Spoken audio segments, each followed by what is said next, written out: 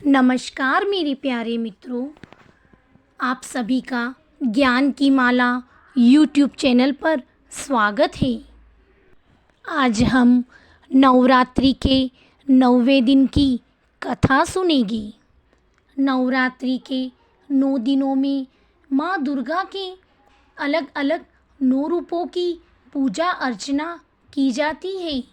नवरात्रि के अंतिम दिन माँ दुर्गा की नवी शक्ति माँ सिद्धिदात्री की पूजा अर्चना उपासना की जाती है।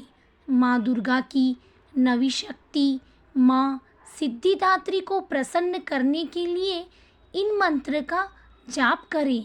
सिद्ध गंधर्व क्षाधैर सुरे रमरेरपि सेव्यमाना सदा भूयात् सिद्धिदा सिद्धिदायिनी। नवरात्रि के अंतिम दिन सर्वप्रथम कलश की पूजा की जाती है। उसके बाद माँ का ध्यान करें और उन्हें रोली, मोली, कुमकुम, पुष्प, चुनरी आदि से माँ की भक्ति भाव से पूजा करें। उसके बाद माँ को पूरी, हलवा, खीर का भोग लगाएं। इसके बाद माँ सिद्धिदात्री के मंत्रों का जाप करना चाहिए।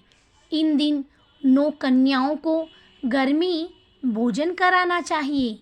कन्याओं की आयु 2 वर्ष से ऊपर और 10 वर्ष तक होनी चाहिए और इनकी संख्या कम से कम 9 तो होनी ही चाहिए।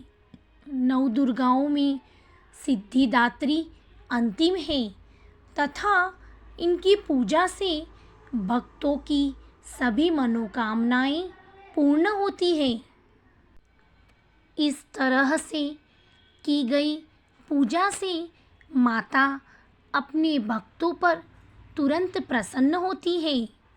भक्तों को संसार में धर्म, अर्थ, काम और मोक्ष की प्राप्ति होती है।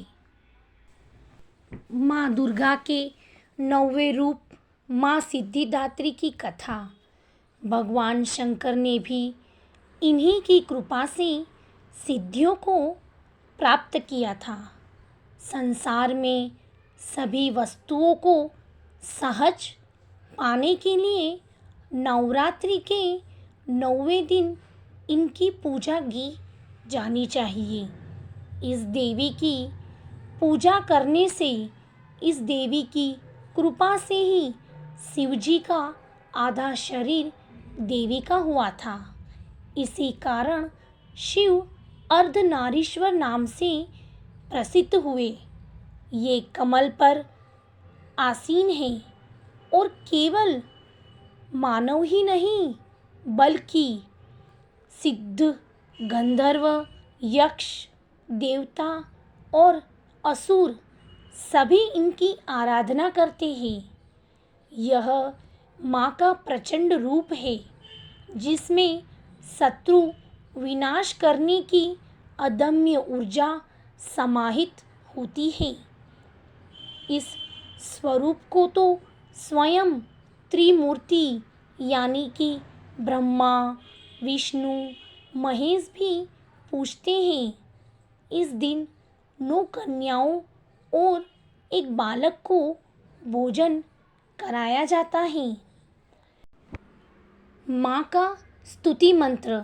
या देवी सर्वभूतेषु माँ सिद्धिदात्री रूपेण संस्थिता नमस्तस्यै नमस्तस्यै नमस्तस्यै नमो नमः। माँ अम्बे सबकी मनोकामना पूर्ण करे। जय माँ अम्बे।